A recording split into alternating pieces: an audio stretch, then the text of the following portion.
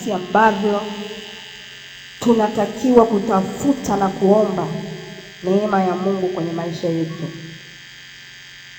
Bwana Yesu asifiwe. Tutatafuta na kuiomba neema ya Mungu. Neema ni mkono wa Mungu wa kukusaidia. Neema ni mkono wa Mungu wa kukusaidia utimize au upate vile ambavyo hukustahili. Narudia tena kwamba ni zawadi ya Mungu ambayo hutolewa bure. Ni nguvu ya Mungu itakayokuwezesha utatue yasiyowezekana. Neema ya Mungu. Neema ya Mungu ni nguvu itakayokuwezesha usimame katika changamoto au mambo magumu. Neema ya Mungu. Neema ya Mungu ni uwezo ambao utakusababisha ufanye vitu vilivyozidi uwezo wako, akili zako za kawaida, uwezo wako wa kibinadamu. Neema ya Mungu inakuwezesha upate matokeo ambayo yamezidi viwango vyako.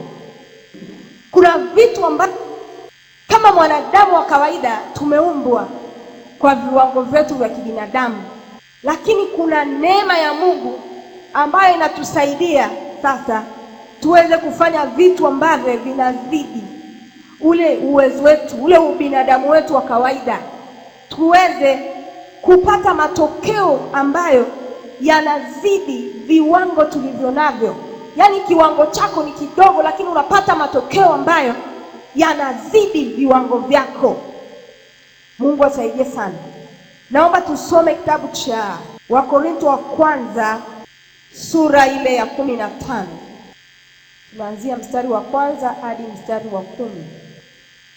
Si ndugu zangu na waarifu ile injili niliyowahubiri, ambayo ndiyo mlioipokea, na katika hiyo mnasimama, na kwa hiyo mnaokolewa, ikiwa mnayashika sana maneno niliyowahubiri, isipokuwa mliamini bure.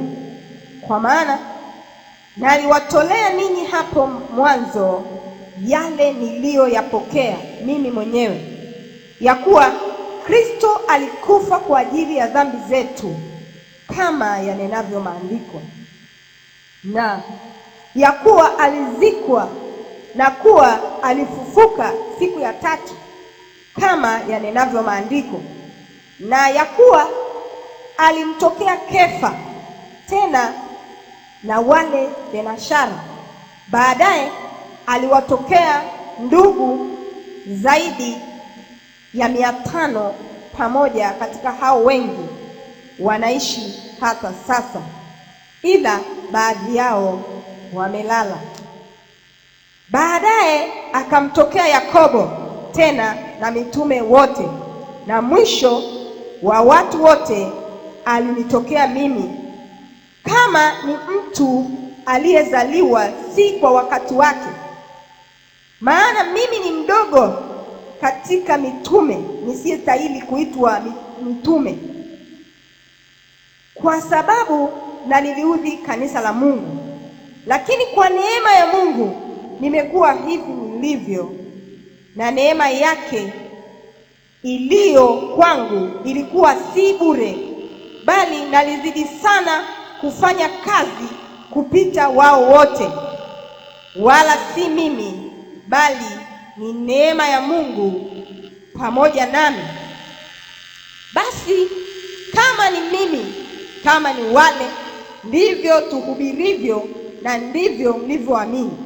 Basi ikiwa Kristo anahubiriwa ya kwamba amefufuka katika wafu, mbona baadhi yenu husema kwamba hakuna kiama ya wafu?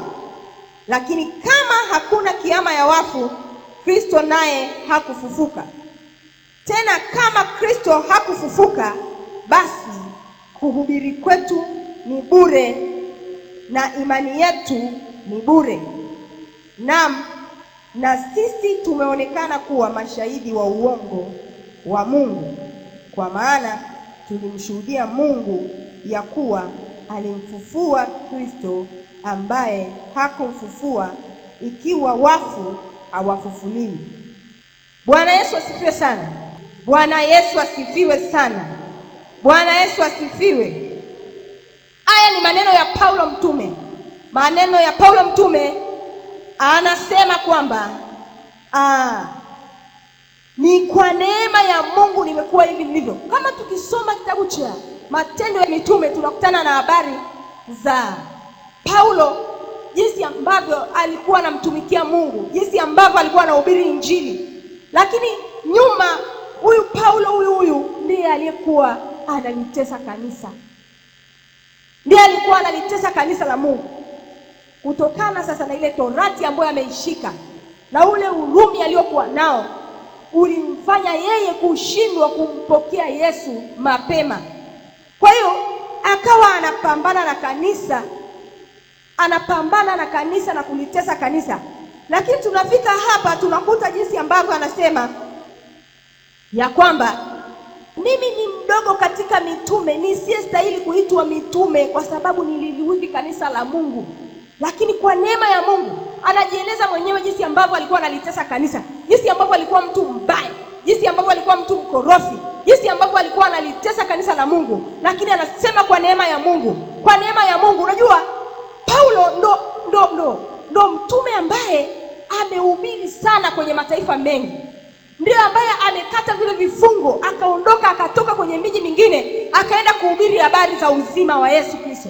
Bwana Yesu asifiwe sana. Sasa anaelezea historia yake jinsi alipokuwa hapo nyuma, jinsi ambavyo alikuwa analitesa kanisa, jinsi ambavyo alikuwa mtu mbaya, jinsi ambavyo hata alikuwa akienda mahali mpaka baada ya kwenda anaenda kuhubiri, lakini watu walikuwa wamkubali. Watu walikuwa wanamuona kama huyu ni yule, lakini alikuwa amebadilishwa kwa neema ya Mungu, akawa amebadilishwa, amekuwa mtu mwingine. Lakini pia amekuwa mtu wa maana sana, amekuwa mhubiri mkubwa sana, amewazidi wale wote wanafunzi wa Yesu unaowajua. Bwana Yesu asifiwe sana. Inawezekana hata wewe ulioko hapa ulikuwa mtu ambaye ni mbovu, ni mbaya sana. Mpita kule nje tunaona watu wanaenda wanalebwa, wanazini, wanafanya dhambi, tunawaona kama tunawadharau, tunaweza tukawaona vitu vya ajabu. Lakini neema ya Mungu nakwambia ikishuka ndani yao wanabadilishwa. Bwana Yesu asifiwe sana. Ndio kama kwako ilivyobadilika, neema ya Mungu imekubadilisha. Wewe haukuwa hivyo ulivyo. Hata mimi sikuwa hivi nilivyo. Ni neema ya Mungu. Bwana Yesu asifiwe sana. Kama nilivyotangulia kusema pale nyuma kwamba ni nguvu inayotuwezesha tusimame. Bwana Yesu asifiwe sana. Ni uweza wa Mungu ambao unatusababisha tufanye vitu ambavyo vinazidi uwezo wetu, vinazidi akili zetu, vinazidi fahamu zetu. Bwana Yesu asifiwe sana. Ukisoma hapa sasa unakuta jinsi ambavyo anasema mimi ni kwa neema tu ya Mungu unaniona hivi nilivyo. Ni kwa neema ya Mungu. Wewe mwambie jirani yako, mimi ni kwa neema ya Mungu tu unaniona hivi nilivyo. Yaani hujapata kuhadisiwa. Mwambie ni neema tu ya Mungu. Ukiambiwa akikuhadisia historia yake alivyokuwa huko nyuma, unaweza ukashangaa ni mtu wa namna gani ambaye umekaa naye hapo jirani. Lakini neema ya Mungu ni mkono wa Mungu ambao unatusaidia, ni mkono wa Mungu ambao unatubadilisha. Bwana Yesu asifiwe sana. Ni mkono wa Mungu ambao unatuwezesha tufanye yale mambo ambayo hayawezekani. Ni neema ya Mungu ambayo imetuokoa. Bwana Yesu asifiwe sana. Hebu naomba tusome kitabu cha na yule malaika aliyesema nami akanijia mara ya pili akaniamsha kama mtu amshwavyo katika usingizi wake. Akaniuliza, unaona nini? Nikasema, nimeona natazama kinara cha taa cha dhahabu tupu, nacho kina bakuli juu yake na taa zake 7 juu yake. Tena iko mirija 7 ya kuleta mafuta kwa taa zote zilizo juu yake, na mizeituni 2 karibu yake, pamoja mmoja upande wa kuume wa lile bakuli na mmoja upande wake wa kushoto. Nami nikajibu nikamwambia yule malaika aliyesimama nami, nikasema, Bwana wangu, vitu hivi ni nini? Ndipo malaika alisema nami akajibu akaniambia, hujui vitu hivi ni nini? Nikasema, la Bwana wangu. akajibu akaniambia akisema, hili ndilo neno la Bwana kwa Zerubabeli kusema, si kwa uwezo wala si kwa nguvu, bali ni kwa Roho yangu, asema Bwana wa majeshi. Nani wewe, mlima mkubwa? Mbele ya Zerubabeli utakuwa nchi tambarare, naye atalileta jiwe na kuliweka juu kabisa, pamoja na vigelegele vya neema. Neema inikalie. Bwana Yesu asifiwe sana. Anasema akaniambia, hili neno la Bwana kwa Zerubabeli. Bwana asema, si kwa uwezo wala si kwa nguvu. Si kwa uwezo wala si kwa nguvu unaweza kushinda. Si kwa uwezo wala si kwa nguvu unaweza kuishi maisha matakatifu. Si kwa uwezo wala si kwa nguvu unaweza kushinda majaribu. Neema ya Mungu inatusaidia. Bwana Yesu asifiwe sana. Neema ya Mungu inatusaidia tuweze kushinda majaribu. Neema ya Mungu inatusaidia tuweze kuvuka vikwazo. Anasema si kwa uweza wala si kwa nguvu. Nataka nikwambie, kama kuna majaribu ambayo umewahi kushinda, sio kwa nguvu zako wala si kwa uwezo wako. Ni neema ya Mungu ilishuka. Kwa wakati ule neema ya Mungu, msaada utokao juu ulishuka ukakuwezesha kushinda. Bwana Yesu asifiwe. Tito sura ya 2 mstari wa 11 na 12. Tito sura ya 2 mstari wa 11 na wa 12. Biblia inasema, maana neema ya Mungu iwaokoayo wanadamu wote imefunuliwa, nayo inatufundisha kukataa ubaya na tamaa za kidunia, tupate kuishi kwa kiasi na haki na utauwa katika ulimwengu huu wa sasa. Bwana Yesu asifiwe sana. Neema ya Mungu inatufundisha kukataa ubaya wa kila namna. Ni neema ya Mungu ambayo inatusababisha tuishinde dhambi. Ni neema ya Mungu ambayo inatusababisha tuweze kukataa uzinzi, tukatae uongo, tukatae usengenyaji, tukatae dhambi za kila namna. Neema ya Mungu inatuwezesha. Bwana Yesu asifiwe. Hapa Tito anasema neema ya Mungu iwaokoa wanadamu wote imefunuliwa, nayo inatufundisha kukataa ubaya wa kila namna. Inatufundisha kukataa ubaya wa kila namna, tupate kuishi kwa kiasi, tupate kuishi kwa haki na utauwa katika ulimwengu wa sasa, katika ulimwengu uliojaa uovu, katika ulimwengu uliojaa dhambi, katika ulimwengu uliojaa vishawishi. Watu wanasema vishawishi, wanasema ni mazingira. Mtu anatenda dhambi, anasema ni vishawishi, ni mazingira. Anasema ni mahali nilipokaa, ni marafiki, nini. Nakwambia unahitaji neema ya Mungu, kwa sababu neema ya Mungu ambayo imeokoa wanadamu wote imefunuliwa. Neema hiyo inatufundisha tuweze kukataa ubaya, tukatae dhambi za kila namna, tukatae dhambi, tuishi maisha ya utauwa, tuishi maisha ya haki, tutende haki kama watu tuliookoka. Popote pale unapokuwa, hata kama wewe ni kiongozi, umekuwa mahali kama bosi, unatakiwa utende haki. Nini kinakusababisha? Ni neema ya Mungu. Bwana Yesu asifiwe sana. Neema ya Mungu inatakiwa ifunuliwe kwenye maisha yetu. Neema ya Mungu ifunuliwe kwenye maisha yako binafsi, ikufundishe kukataa ubaya, ikufundishe kukataa dhambi, ikufundishe kuishi maisha ya haki, ikufundishe kuishi maisha ya utauwa katika ulimwengu huu. Ulimwengu umejaa dhambi, ulimwengu umejaa uovu, lakini neema ya Mungu itakapofunuliwa kwako itakusaidia. Bwana Yesu asifiwe sana. Neema ya Mungu ikifunuliwa kwenye maisha yako, hautajitahidi kuacha dhambi, hautajitahidi kuacha uovu, hautajitahidi kuishi maisha ya haki, hautajitahidi kuishi maisha ya utauwa. Utajikuta kwamba ile neema ya Mungu ambayo ni msaada wa Mungu, ambayo ni msaada utokao juu, unakuwezesha automatically unaishi maisha ya haki, unaishi maisha ya utauwa, pamoja na kwamba uovu umezidi ulimwenguni, pamoja na kwamba dhambi zimezidi ulimwenguni, pamoja na kwamba mazingira hayafai kabisa, lakini unakuwa msafi, unakuwa na hisopo, unaoshwa kwa hisopo sawa sawa na neno la Mungu. Katika kitabu cha Zaburi, Daudi anasema unioshe kwa hisopo nami nitakuwa safi. Bwana Yesu asifiwe sana. Tunahitaji neema ya Mungu. Tunahitaji neema ya Mungu. Ni neema ya Mungu tu kwamba hatuangamii, kwamba tunaendelea kuishi hata sasa. Si ajabu tusingekuwepo. Kwa mambo ambayo unakuta mtu ameokoka, anamtaja Yesu kama Bwana na Mwokozi wa maisha yake, kwa mambo ambayo tunayafanya mbele za Bwana hatustahili kabisa. Tungetakiwa tupotezwe kabisa, tuangamie. Unajua hichi ni kipindi cha neema. Ni kipindi cha neema. Kwa sababu kilikuwa kile cha Agano la Kale. Walikuwa wana wa Israeli wakimkosea Mungu, wakitenda dhambi pale pale. Yaani pale pale mapigo yanakuja. Pale pale. Moto unashuka, kama ni moto unashuka. Watu wanaangamizwa. Hasira ya Mungu kiwaka, watu wanateketezwa. Wanakumbuka Sodoma na Gomora jinsi ambavyo imeangamizwa kwa moto. Unakumbuka hata wana wa Israeli walipokuwa na safiri wanaenda Kanaani, kuna wakati ardhi ilipasuka kawameza watu. Usengenyaji tu, usengenyaji unamezwa na ardhi. Hasira ya Mungu inawaka. Ukikosea hasira ya Mungu inawaka. Mapigo yanapigwa pale pale. Lakini sasa hivi ni neema ya Mungu kwamba hatuangamii. Ni neema ya Mungu kwamba hatuangamii. Bwana Yesu asifiwe sana. Bwana Yesu atusaidie sana. Ni neema ya Mungu kwamba hatuangamii. Tunaendelea kuishi. Unakuta mtu anaosema uongo, anasengenya, ameokoka, anasengenya, anasema uongo, anazini, anafanya nini, anakuja kanisani, haoni kinachotokea. Nataka nikuambie ni neema ya Mungu tu. Ni neema ya Mungu tu kwamba tupo. Ni neema ya Mungu kwamba tunaishi. Ni neema ya Mungu kwamba hatuangamii. Ingelikuwa sio neema ya Mungu, nataka nikuambie kwamba ingekuwa hali ni mbaya.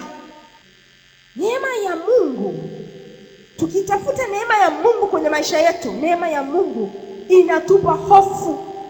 Inatupa hofu ya Mungu.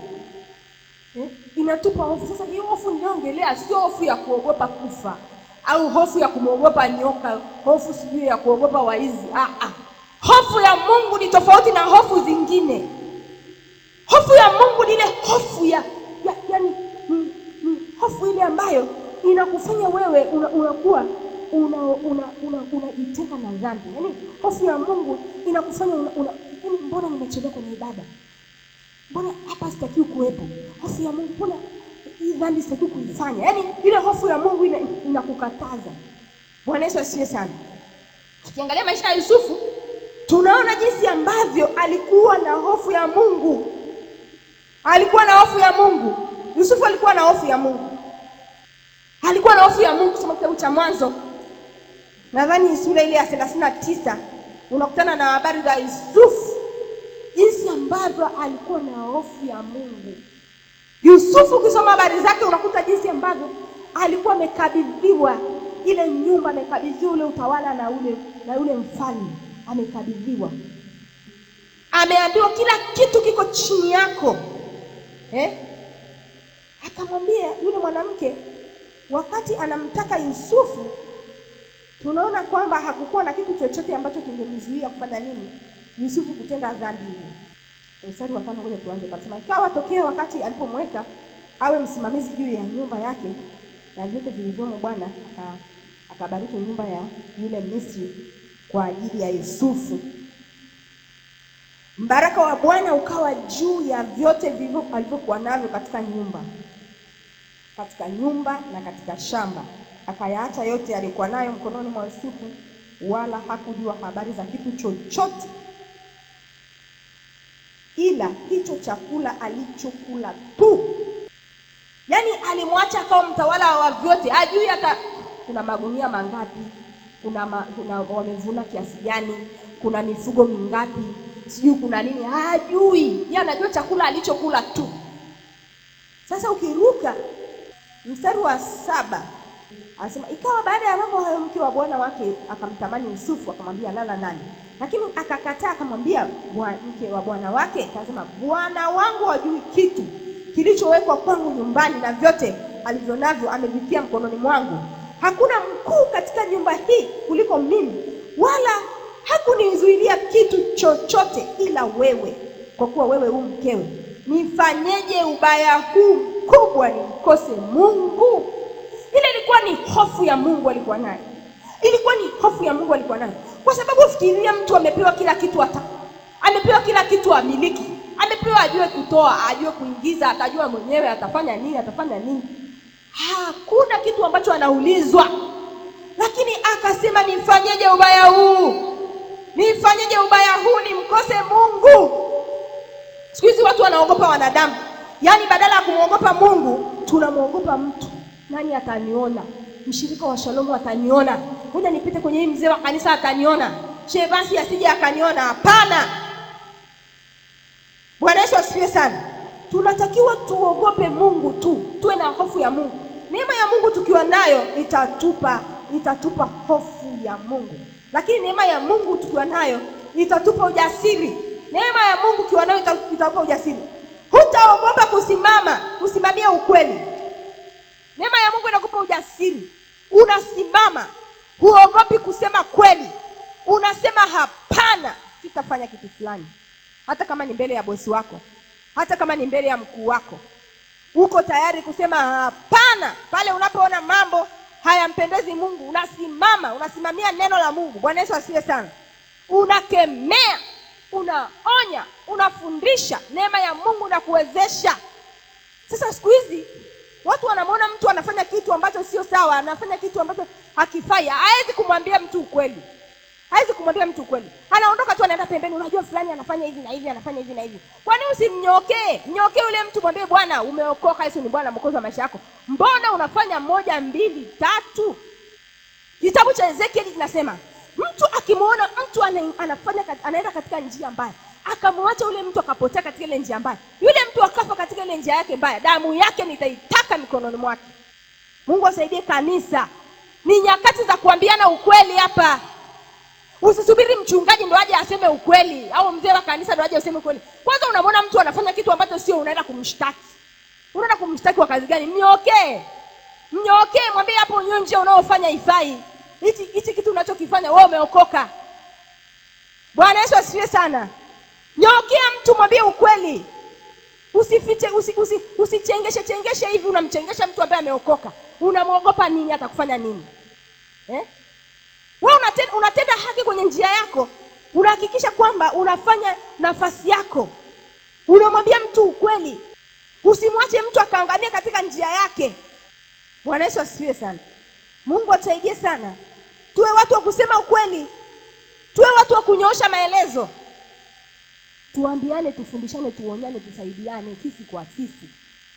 Na Mungu atakubariki sana. Hauji kwenye maombi, mbona ndugu hauji kwenye maombi? Subiri wazee wa kanisa ndio wanakuja hapa kutangaza. Mbona hatuji kwenye maombi? Paka nani akuulize? Paka yani mzee wa kanisa ndio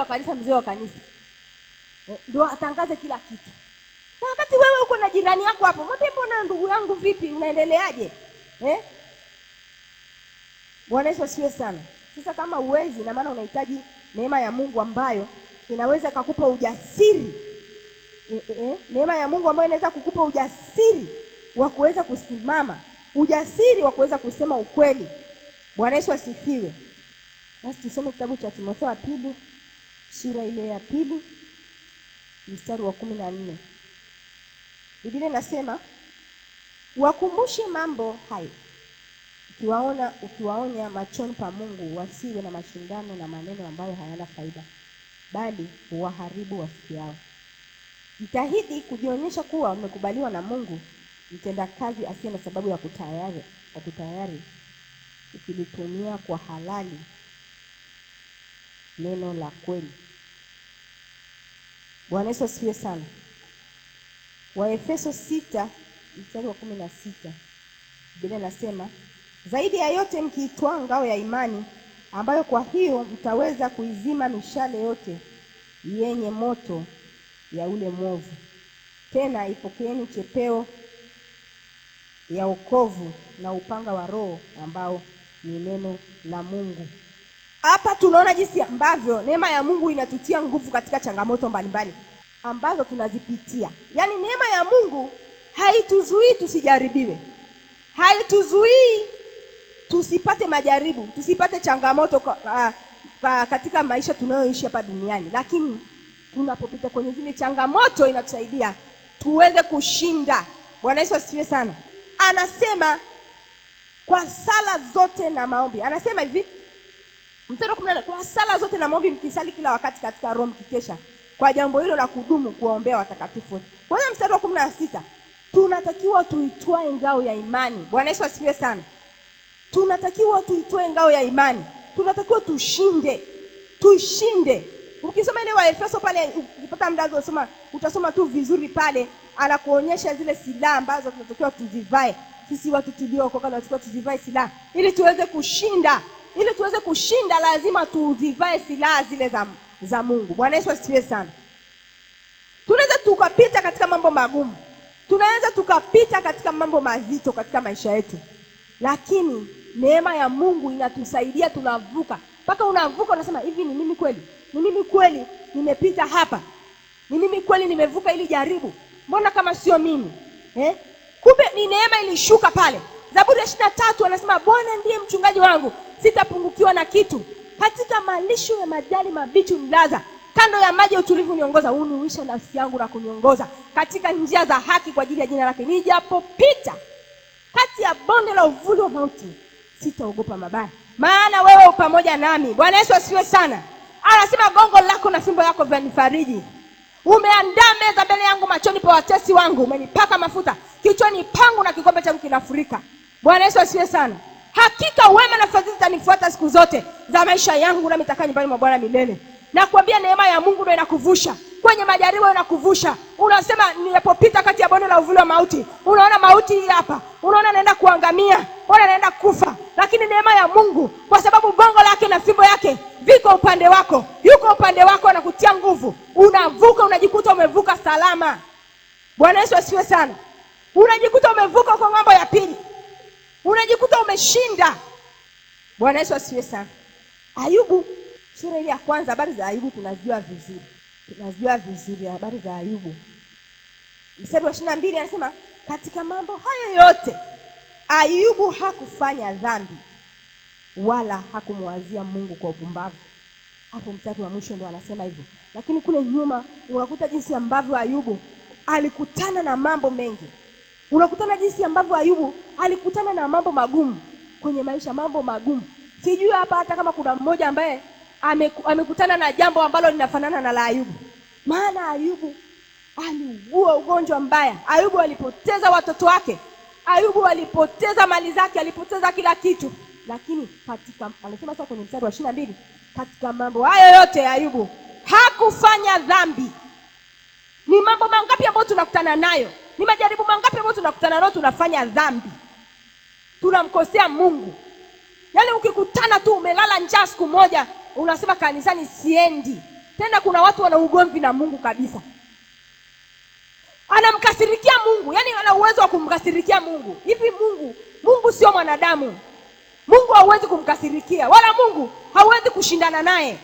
Mungu anabaki kuwa Mungu milele. Mungu wetu hakasirikiwi.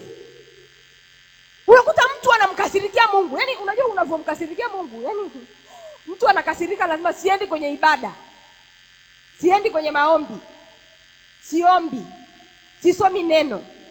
Sasa nani unamfanyia nani? Unamdhiria mchungaji, unamdhiria viongozi, unamdhiria Mungu? Hata kama ni majaribu umekutana nayo kiasi gani, hata kama wewe kwako unaona ni makubwa, unasema hakuna mtu mwenye jaribu kama hili. Ukitaka kuona kama unapitia kwenye majaribu, angalia watu wengine. Jifunze kwenye neno la Mungu, angalia watu kwenye Biblia. Wangapi wamekutana na majaribu? Linganisha ya kwako na ya kwao. Wangapi wamekutana na vikwazo? Linganisha ya mtu mwingine na ya kwako, ili jipime sasa kwamba mimi ya kwangu ni makubwa, yanazidi wote. Lakini pamoja na hayo yote, pamoja na mambo ambayo Ayubu ameyapitia magumu sana, lakini hakufanya nini? Biblia inasema hakumwazia Mungu kwa upumbavu. Hakumwazia Mungu upumbavu. Alisema nimfanye nini? Nifanye uovu huu. Alisema kwamba tupate mema tu. Kwa nini tupate? Na ameandikiwa nani? Haya mabaya ameandikiwa nani? Baada ya mke wake kumkatisha pia tamaa. Wakati tunasikiliza neno la Mungu kila wakati kwenye maisha yetu, tunarudiwa, tunaongeleshwa, tunafundishwa. Turudi tujitafakari nafsi zetu, tujitafakari maisha yetu. Tujitafakari mwenendo wetu. Hatuji kwenye ibada ili kutimiza sheria na kanuni, kwamba kila Jumapili lazima tuende kwenye ibada. kama vile desturi. Lazima ufike mahali ujitathmini maisha yako, utathmini mwenendo wako, utathmini safari yako ya kwenda mbinguni. Je, wewe ni mtu wa namna gani? Unapiga hatua? Haya maneno ambayo yanaongelewa, mahubiri ambayo yanahubiriwa, yanakugusa, yanabadilisha maisha yako? Au umekuwa na beleshi? Maana kuna watu wana beleshi kanisani. Anachota namna hii mchanga namna hii, anarusha ili hapa la mzee na mama pisi. Chukua hilo mama pisi. Anachota tena ili hapa ili la Shirima. Rusha kwa Shirima. Rusha hilo. Yaani amekaa hataki kupokea. Kuna watu hawataki kupokea. Sikiliza, unapoteza muda nikwambie. Yaani unapoteza muda. Ukija hapa ukikataa kupokea ndani ya moyo wako, unapoteza nafasi. Yaani bora ungefanya biashara kule, ukafanya kazi kule, ukafanya ukaingiza pesa, kuliko unakuja kwenye ibada yaani umefunga moyo wako namna hii. Mahubiri yote, maneno yote, sifa zote. Yaani mtu sifa amekaa namna hii, anasifu amekunja mikono. Hasifu, yaani haufungui moyo mbele za Bwana. Hasemi Bwana, naomba unihudumie ukutane na maisha yangu siku ya leo. Anasema wakusifu ni nani? Wakusifu ni praise team watasifu kule. Yeye amekaa hivi anaangalia na shangaa kama vile yuko kwenye nani? Yuko kwenye sijui tuseme wapi, sijui ni uwanja wa mpira, anaangalia wachezaji wanavyocheza mpira. Lazima kila mtu hakikishe kwamba mimi Bwana nataka useme na mimi. Nataka useme na mimi kuanzia kwenye maombi ya asubuhi. Useme na mimi kwenye Bible study. Useme na mimi kwenye mafundisho. Useme na mimi kwenye sifa. Utoke ukiwa na package yako umeichukua. Bwana Yesu asiwe sana. Kwa hiyo Ayubu yeye hakumtenda Mungu dhambi, hakumtenda kwa upumbavu. Kwa hiyo Mungu atusaidie tuwe na neema ya Mungu. Neema ya Mungu ile ituwezeshe, itusaidie ili tusimtende Mungu kwa upumbavu tunapokutana. Maana tunaishi katika ulimwengu, tutakutana na magumu tu. Majaribu hatutayakwepa, tutakutana na mambo magumu. Je, baada ya hayo tunafanyaje? Yanazaliwa nini? Tunamtenda Mungu kwa upumbavu? Ayubu hakumtenda Mungu kwa upumbavu. Ayubu aliendelea kumpenda Mungu. Aliendelea kusema wewe bado ni Bwana. Aliendelea kumpenda Mungu mpaka tunaona baadaye matokeo yake jinsi ambavyo Mungu alimsaidia tena. Bwana Yesu asifiwe sana. Neema ya Mungu. Wokovu sio kitu kirahisi. Wokovu sio kitu kirahisi tu. Yaani unafikiri watu wanasema ni tambarare kwa Yesu, wokovu ni kitu tu kirahisi. Tunaenda mbinguni jamani, twendeni, tuko safarini tunaenda mbinguni. Hapana. Wokovu tunapita kwenye milima, tunapita kwenye mabonde, tunapita kwenye majaribu. Na ndio maana Biblia imeandikwa kwa sababu maisha ambayo wameyapitia. Yaani sisi hatuna jipya ambalo tunalipitia sasa hivi. Hatuna kipya, maana vyote vimeandikwa kwenye Biblia. Vyote vimeandikwa kwenye neno la Mungu. Majaribu yameandikwa, kama ni majaribu ni mazito kuliko. Kama ni nini? Kama ni kubarikiwa kumeandikwa baraka za kutisha kuliko hata. Yaani Biblia inasema hata kaa atokee kama Sulemani. Kama ni dhambi tumeona watu wengi wamefanya. Tumeona watu jinsi ambavyo wamemuomba Mungu. Tumeona, yani tunafundishwa. Sasa sisi tukifikiri kwamba wokovu ni mzito. Wokovu ni mzito. Yaani nikisema ni mzito niseme kwamba ni mzito kwa sababu tunahitaji neema ya Mungu ndio inatusaidia. Bwana Yesu asifiwe sana. Neema ya Mungu ndio inatusaidia sasa. Tuende tuishi katika ile maisha ya wokovu vizuri. Tuishi tumeacha vyote kwa ajili ya Yesu. Sasa ile neema ya Mungu ndio inatuwezesha tuweze kuishi jinsi ambavyo Mungu anataka. Bwana Yesu asifiwe sana. Neema ya Mungu inatupa mzigo wa kutumika. Inatupa kuwa na msukumo wa kutumika. Msukumo usio kwa kawaida. Inatupa msukumo wa kutumika. Yaani unakuwa unajisikia yani unataka kutumika, unataka kushuhudia, unataka kufundisha, unataka kuimba, unataka kufanya usafi, unataka kufanya hichi. Ni neema ya Mungu inakusaidia. Inakupa ule msukumo usio kwa kawaida. Ule msukumo unaingia ndani yako. Unaingia ndani yako. Ule mzigo unaingia ndani yako. Unaingia ndani yako mzigo wa kufanya mambo mbalimbali. Sasa ile ni neema, ni msaada wa Mungu unakuwezesha. Ni msaada wa Mungu unakuwezesha. Sasa ukiona unasema Mungu nahitaji neema yako, neema ya kutumika, nipe neema ya kutumika. Ukiona hujafanya jambo fulani katika nyumba ya Mungu, unajisikia vibaya. Lakini ukiona ujisikii vibaya tu, yaani wewe hujafanya, yaani kwa mfano hata usafi umepangiwa zamu kwenye mtaa wako hujafanya, alafu ujisikii vibaya, yaani unajisikia tu sawa tu, unatakiwa ujisikie vibaya. Yaani unaposhindwa kufanya kitu fulani kizuri kwa Mungu wako, ujisikie vibaya, usikie kuwiwa, usikie kukosa amani, usikie kukosa furaha. Usipotoa sadaka unajisikia vibaya. Unasema Mungu wangu, Mungu wewe ni Mungu wa baraka zote. Mungu anakubariki. Bwana Yesu asifiwe sana. Unatakiwa yani Mungu akusaidie. Bwana Yesu asifiwe sana. Unapofanya kitu hicho sasa ambacho kinakuwa kinakukosesha amani kwamba hujakifanya, ukifanya unasikia sasa furaha. Unasikia furaha ya Roho Mtakatifu. Bwana Yesu asifiwe sana. Lakini neema inatufanya tudumu katika kutumika. Inatufanya tudumu katika kutumika. Inatufanya tusichoke. Inatufanya usififie, usizoeleke, usiwe wa kawaida. Inakufanya unaendelea, yani unaendelea, hauchoki. Sasa unajua kuna kuchoka Yaani kuna kuchoka tu. Yaani kuchoka kupo. Unaweza ukafika mahali kweli ukachoka kabisa. Ukachoka kabisa. Kuna dada mmoja alikuwa kwenye kanisa fulani, yani makanisa madogo unakuta kama na washirika 10 au 15. Unakuta watu ni wachache, alafu unakuta saa nyingine labda bado watu hawajui nini cha kufanya nyumbani mwa Bwana nini. Sasa litokeo dada alikuwa yani ndo katibu wa kanisa, ndo mzee wa kanisa, ndo anafanya usafi kanisani, ndo wageni wakija yeye ndo wapokee, ndo sijui afanye nini, yeye ndo anahesabu sadaka, yeye ndo kila kitu ni yeye. Paka wachungaji wakawa wanamjivunia kwa ile mchungaji ile kanisa. Sasa lazima kweli huyu dada anatufaa sana jamani. Yaani wanampenda kwa kweli. Jinsi ambavyo alikuwa anafanya. Sasa alifika, mimi nafikiri kama alifika mahali akachoka. Siku mimi nikaja nikasikia taarifa, yule dada bwana alienda akaolewa. Kaolewa tu na mtu ambao ni wa duniani huko, akamwacha Yesu. Niliumia sana kwa sababu hata mimi nilikuwa namfahamu. Jinsi ambavyo alikuwa anampenda Mungu. Sasa neema ya Mungu hapo inahitajika. Kuna wakati unaweza ukafika mahali ukachoka. Ukafanya hivi na hivi ukafika mahali ukachoka. Ukicheza na kuambia, ukicheza unaweza kumwacha Yesu. Usipokuwa na neema ya Mungu unaweza ukafika mahali ukamwacha Yesu. Na ndio maana tusishangae kwamba hivi inakuaje?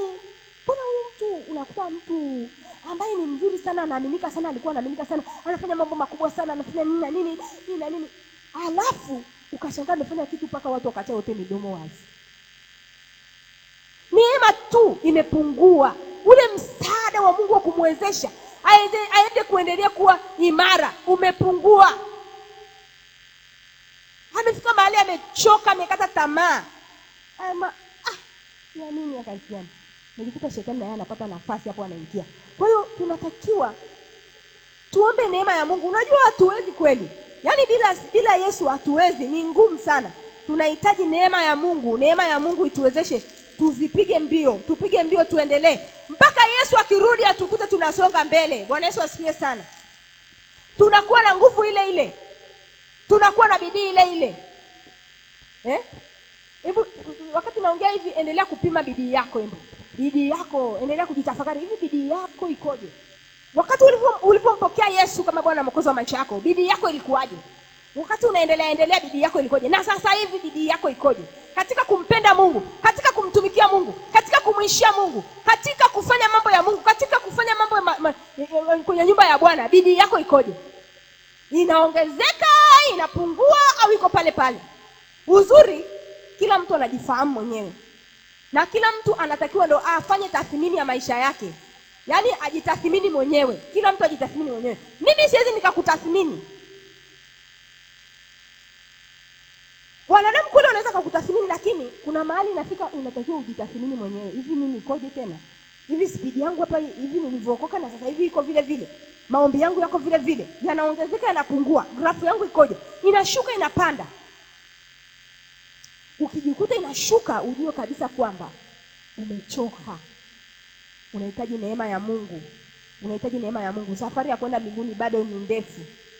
Elia akaambiwa amka, kula, kunywa. Maana safari bado ni ndefu. Bado safari ni ndefu, nataka nikuambie. Bwana Yesu asifiwe sana. Usikute mwenzangu umeacha kufanya kazi, umeacha kuomba, umechoka na hao majaribu, umechoka na nini, unamsubiri Yesu arudi. Nataka nikuambie safari bado ni ndefu. Amka ule unywe, usonge mbele, maana safari bado ni ndefu. Na hii safari inakuhitaji neema ya Mungu ikusaidie uweze kusonga mbele mpaka Yesu atakaporudi. Bwana Yesu asifiwe sana. Bidii yako iwe ile ile, iongezeke. Bwana Yesu asifiwe sana. Zaburi sura ya 84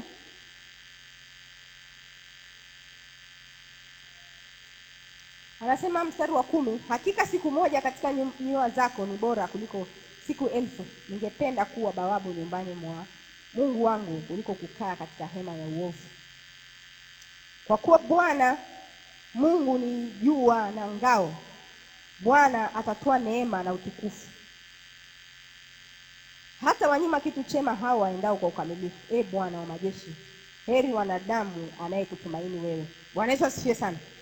Umtumaini Bwana. Umtumaini Bwana. Anasema siku moja katika nyumba za Bwana, katika nyua zako ni bora kuliko siku 1000.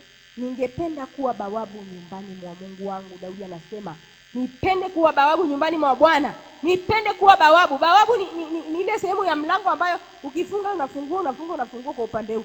Kwa hiyo ina maana kwamba ina maana pale haitoki pale. Iko pale pale. Yaani tukifungua mlango tunakukuta, tukifunga tunakukuta. Tukifungua tunakukuta. Daudi anapenda kukaa nyumbani mwa Bwana. Na sisi tunatakiwa tupende nyumbani mwa Bwana. Bwana Yesu asifiwe sana. Tupende kuwa nyumbani mwa Bwana. Bwana Yesu asifiwe. Bwana Yesu asifiwe sana. Neema ya Mungu inakufanya utamani kutumika. Yaani unakuwa unatamani kutumika.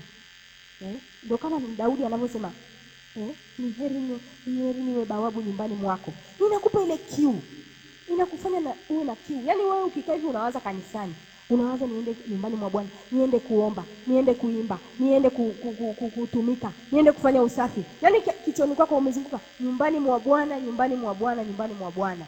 Inakupa ile kiu ya kutumika nyumbani mwa Bwana. Inakupa kiu ya kuwahi maombi ya asubuhi. Inakupa kiu ya kusoma. Inakupa kiu ya kwenda kutembelea wengine. Inakupa kiu ya kuona mbona fulani sijamuona leo. Hebu ngoja niende nikamtembelee. Hebu ngoja niende nikamtie moyo. Neema ya Mungu inakuwezesha. Bwana Yesu asifiwe sana.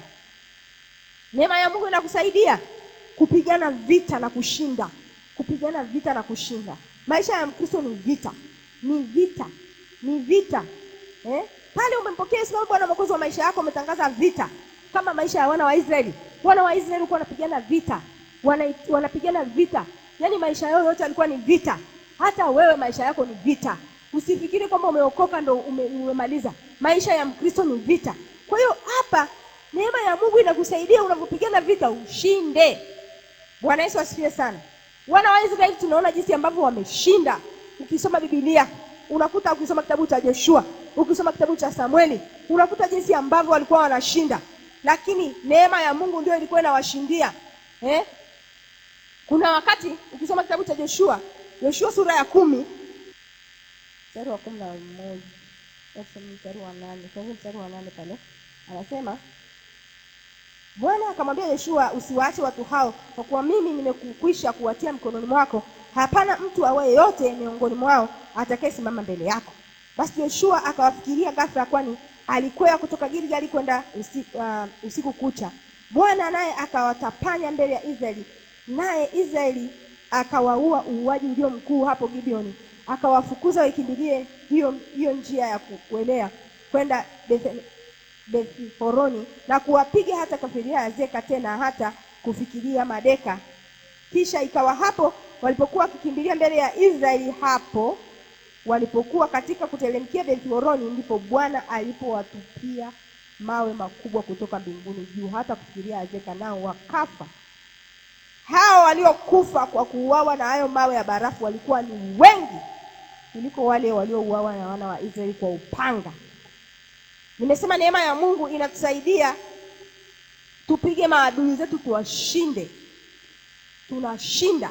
Sasa hatushindi kwa nguvu zetu, si kwa uwezo wetu. Maadui tunawashinda sio kwa ujanja wetu, sio kwa ujuzi wetu, sio kwa silaha zetu. Tunashinda kiroho. Bwana Yesu asifiwe sana. Mungu anatushindia. Mungu anashuka anatushindia. Hapa anashuka, alishuka akawashindia Joshua, akamshindia Joshua na wana wa Israeli aliwashindia. Aliwashindiaje? Tunaona pale mstari wa 11 jinsi ambavyo anasema aliwapiga mbele yao. Akasema wakaua uaji ulio, mawe ya barafu yalishuka kutoka mbinguni yakawapiga wale maadui, yakawaua uaji ulio mkubwa. Anasema walikufa watu wengi kuliko wale ambao waliouawa na Joshua kwa upanga. Kwa hiyo tunaona jinsi ambavyo Mungu anatushindia. Vita si ya kwetu, vita ni ya Bwana. Bwana wetu anatushindia, anatupa kushinda. Bwana Yesu asifiwe sana. Anatupa kushinda maadamu tu tupo kwenye upande wa kwake, tupo kwenye upande wake. Sasa usitegemee kushindiwa kama wewe hauna haki. Usitake kushindiwa wakati wewe maisha yako ni matakatifu, si matakatifu. Msaada wa Mungu unakuja pale ambapo wewe unafuata kanuni. Unakuja pale ambapo wewe unafuata kanuni. Pale ambapo umekaa kwenye mstari wako ulionyooka, ndio msaada wa Bwana utashuka.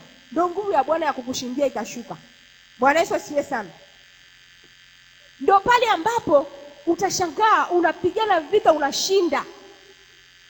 Usipokaa kwenye kanuni utapigwa. Kwa nini? Tunaona hata kwenye Biblia jinsi ambavyo wana wa Israeli walikuwa kuna wakati wanakosea kanuni. Wakikosea kanuni tu wanapigwa na maadui zao.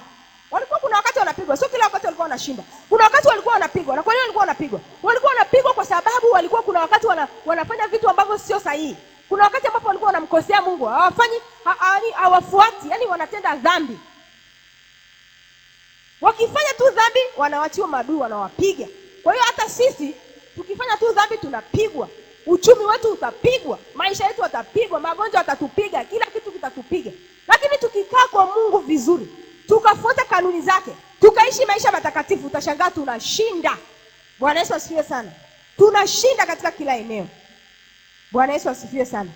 Tunahitaji neema ya Mungu ambayo itatusaidia tusonge mbele. Tunahitaji neema ya Mungu ambayo itatusaidia tushinde maadui zetu. Itatusaidia neema ya Mungu itakayotusaidia tushinde maadui zetu. Itatusaidia tuwe na hofu ya Mungu. Itatupa ile hofu yake ndani ya mioyo yetu. Tutakuwa tunaishi maisha ya matakatifu ya kumpendeza Mungu.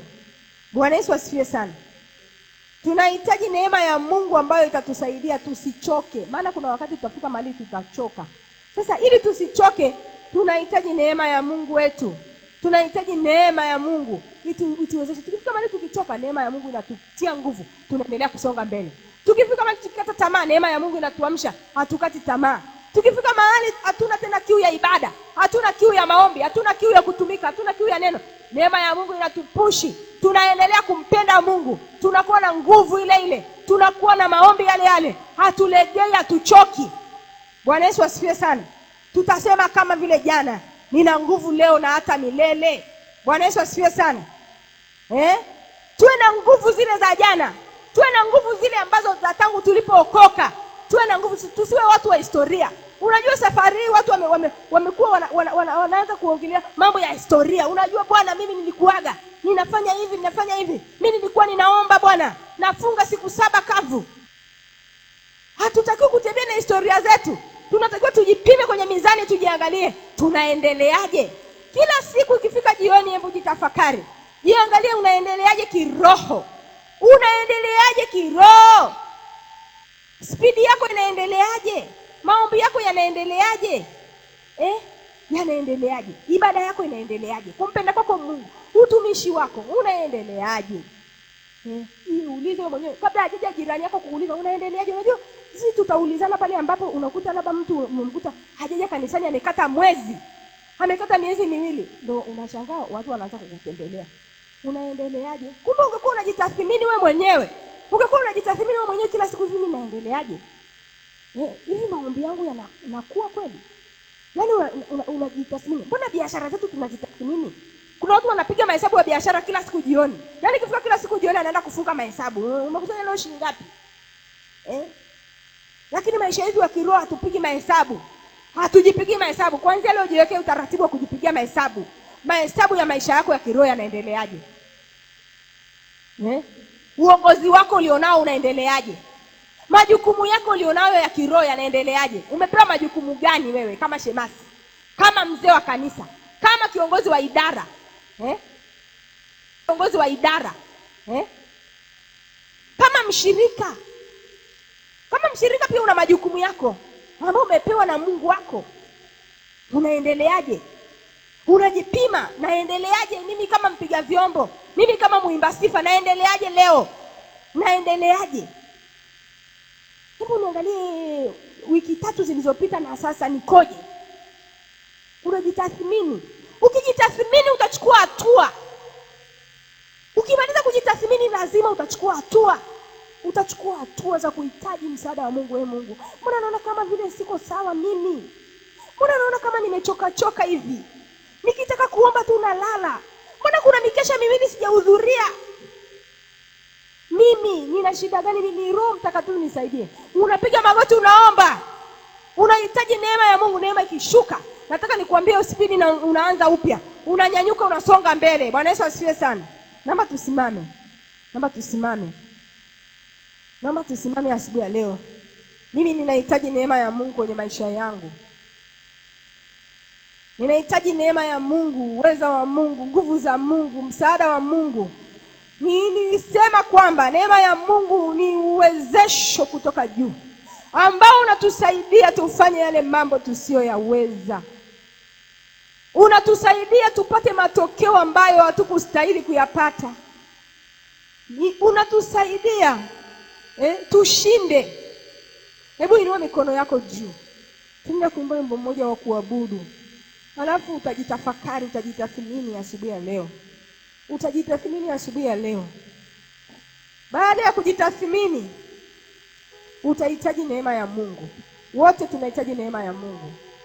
Tunahitaji neema ya Mungu. Tunahitaji msaada wa Mungu asubuhi ya leo. Mungu atuwezeshe. Mungu atusaidie. Mungu atusaidie. Kuna wakati nafika tunachoka. Tunasema tumefanya sana. Tunasema na wengine wafanye sasa. Lakini tukipata neema ya Mungu, tutasonga mbele. Tutakuwa na bidii. Tutakuwa na bidii ya kumtumikia Mungu. Tutakuwa na bidii ya maombi, bidii ya kusoma neno. Bidii.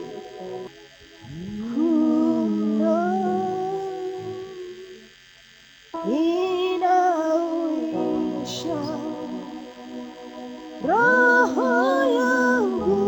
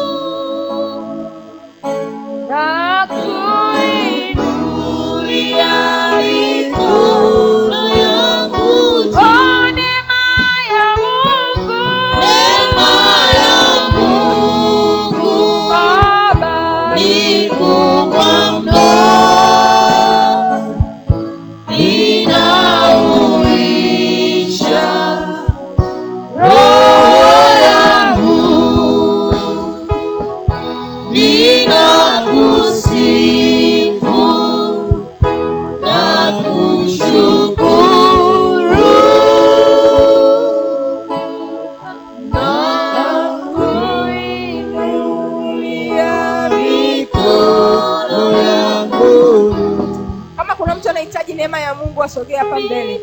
Kama unahitaji neema ya Mungu, wachungaji wapo, wazee wa kanisa, tutaenda kukuombea neema ya Mungu.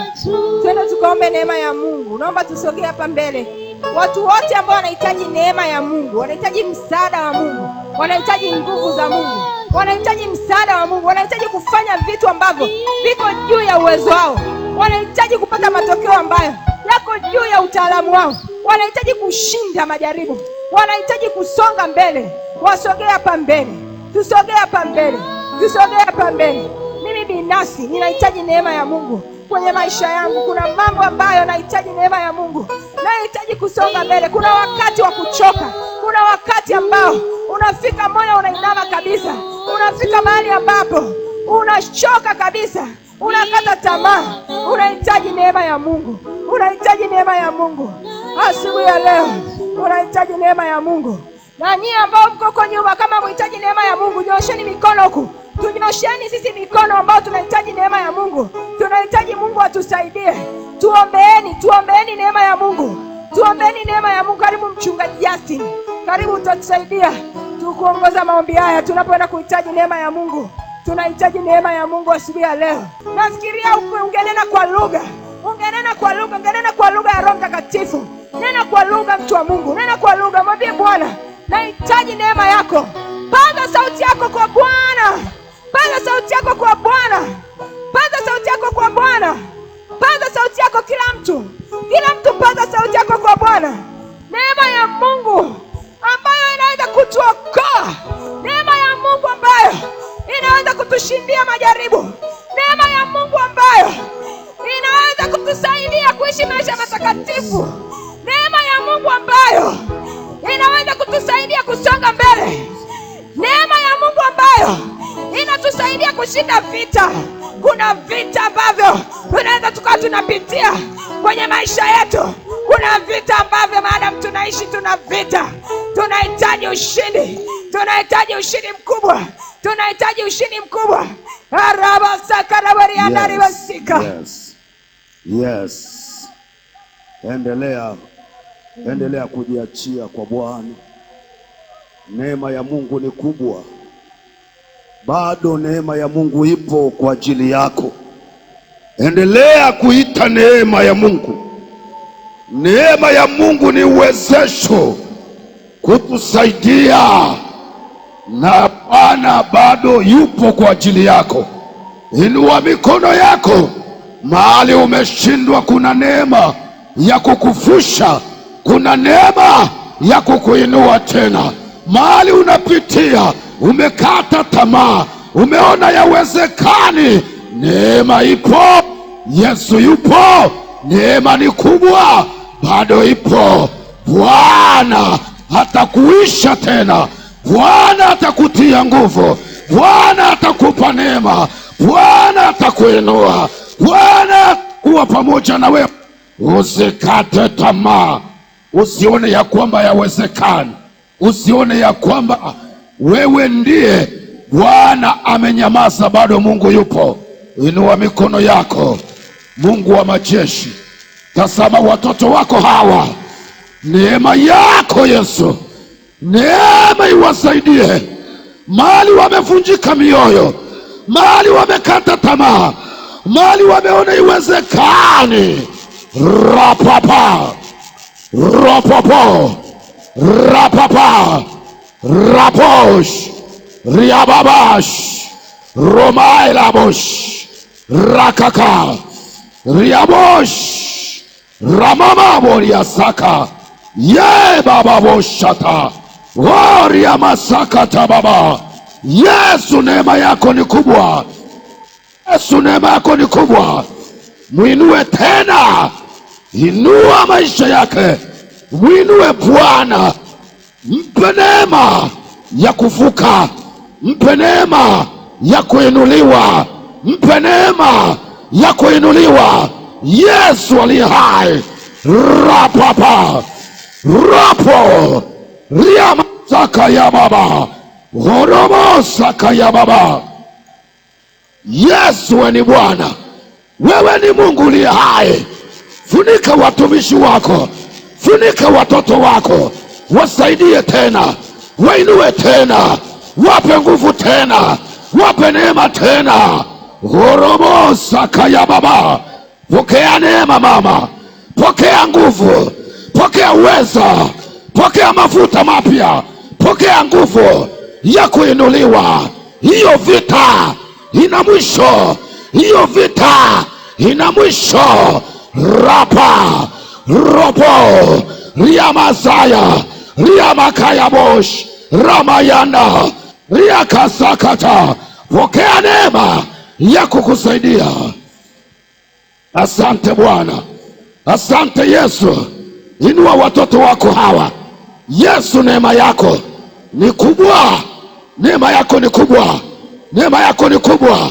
Kila kizuizi na kila vita na kila mashambulizi, hiyo roho ifike mwisho, hiyo roho ifike mwisho.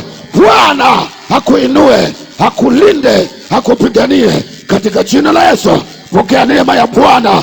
Mungu aendelee kutembea na wewe. Mungu aendelee kukufunika katika mapito, katika majaribu, katika mashambulizi, katika vita. Mungu akuinue katika jina la Yesu. Neema ya Bwana iwe juu yako. Asante Bwana kwa watoto wako hawa, endelea kuwapigania katika jina la Yesu.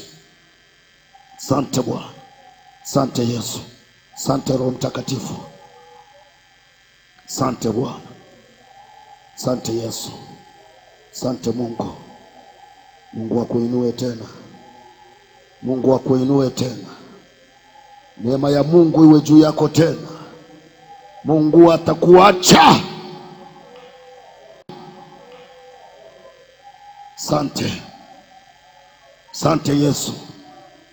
Pokea neema dada, pokea nguvu mpya, pokea nguvu ya kiroho, pokea uweza wa Bwana, neema ya Bwana. Mungu akupiganie, Mungu akusaidie. Rapa koria masaya, ora masaka, oria masaya. Bwana akufunike, Mungu akutie nguvu, Mungu awe pamoja na wewe, Mungu akulinde, Mungu akutunze, Mungu akuinue, akupiganie kwa damu ya Yesu. Asante Yesu kwa watoto hawa, na wafunika kwa damu yako. Wape neema, wape neema Yesu. Walinde Baba, watetee Mungu. Asante Bwana, wewe ni Mungu uliye hai. Inua watoto wako hawa, wapake mafuta, wape neema. Mahali wamezimia, wainue tena, wainue tena, wainue tena, wafushe tena, wapiganie tena. Roho Mtakatifu, achia neema, achia uweza, achia nguvu. Rabosh rakabababa robobobobobo ribababababa. Pokea neema, pokea neema, pokea neema, pokea neema, pokea neema katika jina la Yesu. Asante Bwana kwa watoto wako hawa, wafunike Bwana, wape neema, walinde Yesu, watunze Bwana, wapiganie Mungu wetu uliye mkuu. Usiwaache, kila wakati wakuone, kila wakati uwapiganie, uwalinde katika jina la Yesu. Damu yako iwafunike. Asante Bwana kwa watumishi wako hawa, endelea kutembea nao, endelea kuwatia nguvu, endelea kuonekania, endelea kuwatetea, endelea kuwapaka mafuta, endelea kuwatunza, endelea kuwainua, endelea kuweka roho ya ushindi katika maisha yao. Asante Bwana kwa mtumishi wako, endelea kumfunika, endelea kumtunza, endelea kumpa neema. Funika maisha yake, funika utumishi wake, endelea kumsingira Bwana katika jina la Yesu. Baba ni asante. Amen.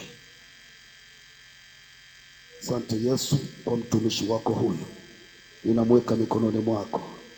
Neema yako iendelee kumtawala, neema yako iendelee kumfunika, endelea kumtunza, endelea kumpigania endelea kumlinda kila wakati, azidi kuona mkono wako ukiwa juu yake, katika jina la Yesu, amen.